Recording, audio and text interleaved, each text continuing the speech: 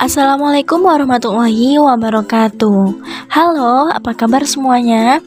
Perkenalkan, namaku Miftahul Intan Fauziah dengan NPM 2020842020013. Nah, video ini aku buat untuk memenuhi tugas Aljabar Linear 1 yang diampu oleh Ibu Irmawati Natsir. Pada kesempatan kali ini, aku akan menjelaskan beberapa materi yang diantaranya yaitu vektor-vektor ortogonal, proyeksi ortogonal, hasil kali silang, bentuk determinan dari hasil kali silang, dan yang terakhir yaitu garis dan bidang pada ruang berdimensi 3. Untuk selanjutnya, yuk simak penjelasan berikut ini. Materi yang pertama yaitu vektor-vektor ortogonal. Nah, vektor-vektor ortogonal biasa juga disebut sebagai vektor-vektor yang saling tegak lurus. Sesuai teorema, dua vektor T0 adalah vektor ortogonal jika hasil kali titiknya adalah 0. Maka vektor U dan V saling tegak lurus ketika salah satu atau keduanya adalah 0. Maka dapat dinyatakan bahwa dua vektor U dan V ortogonal atau tegak lurus jika U dikali V sama dengan 0. Nah, untuk menyatakan bahwa vektor U dan V adalah vektor-vektor ortogonal, maka disimbolkan U tegak lurus V.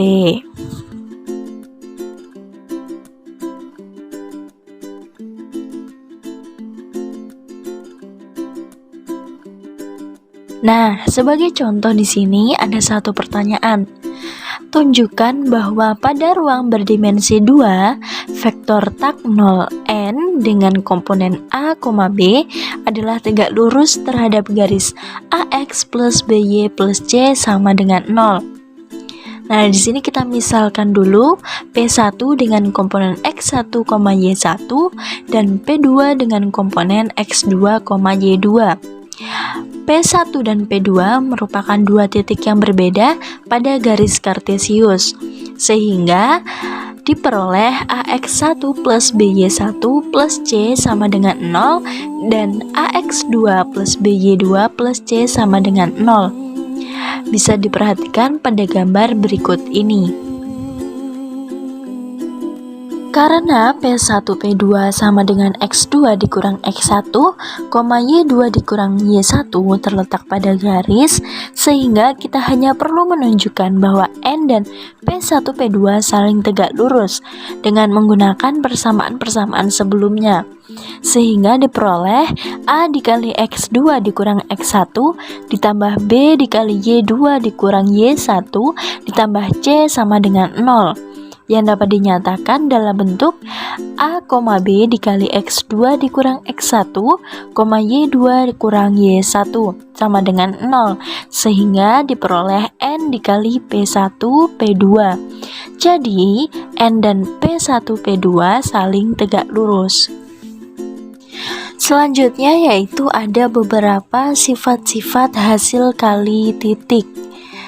Jika U, V, dan W adalah vektor-vektor pada ruang berdimensi 2 atau berdimensi 3 dan K adalah skalar, maka diperoleh beberapa sifat.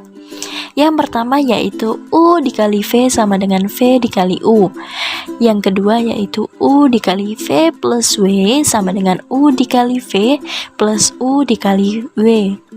Yang ketiga yaitu K dikali U dikali V sama dengan K dikali U dikali V sama dengan U dikali K dikali V.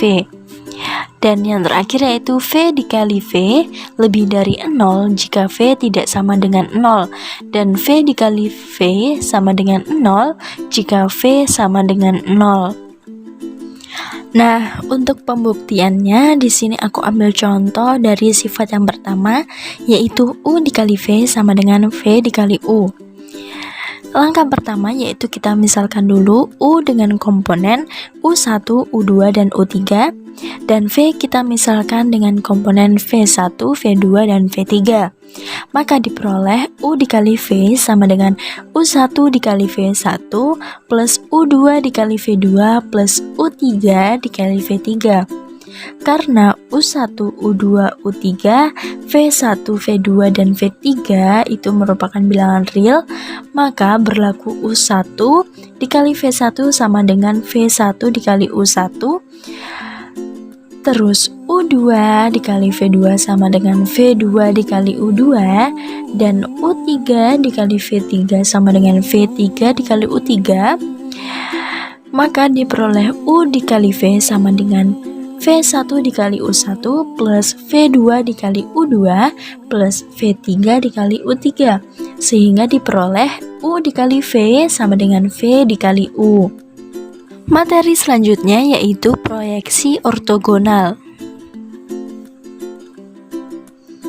Nah, pada gambar tersebut kita ketahui bahwa suatu vektor U diuraikan menjadi jumlah dari dua vektor, di mana yang satu sejajar dengan vektor A tak 0, sedangkan yang lain tegak lurus terhadap A. Jika U dan A ditempatkan sedemikian, maka titik awalnya akan menempati di titik Q, seperti pada gambar di atas. Dilihat dari gambar di atas, diketahui bahwa vektor W1 sejajar dengan A, dan vektor W2 tegak lurus dengan A. Maka diperoleh W1 ditambah W2 sama dengan W1 ditambah U min W1 sama dengan U. Mengapa U min W1? Karena U sama dengan W1 plus W2, sehingga W2 ini dijabarkan menjadi U dikurang W1.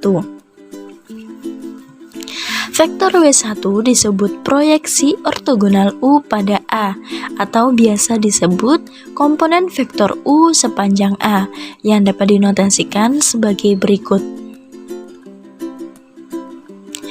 Nah, vektor W2 disebut komponen vektor U yang ortogonal terhadap A, karena W2 ini sama dengan U dikurang W1, yang dapat dinotasikan sebagai berikut. Sehingga terdapat rumus teorema yang menyatakan jika U dan A adalah vektor-vektor ruang 2 dan ruang 3, dan jika A tidak sama dengan 0, maka diperoleh komponen vektor U sepanjang A sama dengan U dikali A per norma A kuadrat dikali A, dan komponen vektor U yang ortogonal terhadap A sama dengan U dikurang U dikali A per norma A kuadrat dikali A. Sebagai contoh, di sini ada satu soal, yaitu misalkan U memiliki komponen 2, min 1, 3, dan A memiliki komponen 4, min 1, dan 2. Carilah komponen vektor U sepanjang A dan komponen vektor U yang ortogonal ke A. Nah, untuk memudahkan kita dalam pengerjaan, maka kita cari dulu U dikali A dan norma A-nya. Seperti rumus pada materi sebelumnya, U dikali A yaitu sebagai berikut, dan norma A yaitu sebagai berikut. Maka diperoleh komponen vektor U sepanjang A yaitu proc AU sama dengan U dikali A per norma A kuadrat dikali A. Maka tinggal kita substitusikan hasil-hasilnya sudah kita dapat ke dalam rumus komponen vektor U sepanjang A, sehingga didapatkan hasil sebagai berikut. Selanjutnya yaitu komponen vektor U yang ortogonal ke A.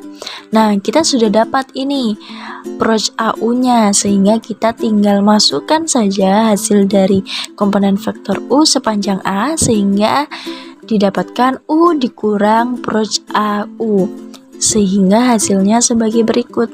Selanjutnya yaitu kita mencari rumus untuk panjang dari komponen vektor U sepanjang A yang dapat diperoleh jika θ menyatakan sudut antara U dan A. Maka dapat diperolehkan rumus sebagai berikut. Selanjutnya yaitu materi ketiga, hasil kali silang. Nah, di sini ada definisi jika U memiliki komponen U1, U2, dan U3 dan V memiliki komponen V1, V2, dan V3 adalah vektor di ruang 3. Maka hasil kali silang U dikali V adalah vektor yang didefinisikan oleh U dikali V sama dengan U2 V3 dikurang U3 V2, U3 V1 dikurang U1 V3, U1 V2 dikurang U2 V1. Atau dalam notasi determinan bisa dituliskan sebagai berikut. Nah, di sini ada satu soal. Carilah U dikali V di mana U dengan komponen 1, 2, dan min 2 dan V dengan komponen 3, 0, dan 1. Maka penyelesaiannya yaitu U dikali V sama dengan rumus determinannya. Nah, teman-teman masih ingat nggak nih rumus dari determinan? Nah, rumus dari determinan ini kan AB dikurang CD. Nah, bisa dimisalkan seperti ini. Maka teman-teman bisa langsung mengikuti pengerjaan seperti pada layar.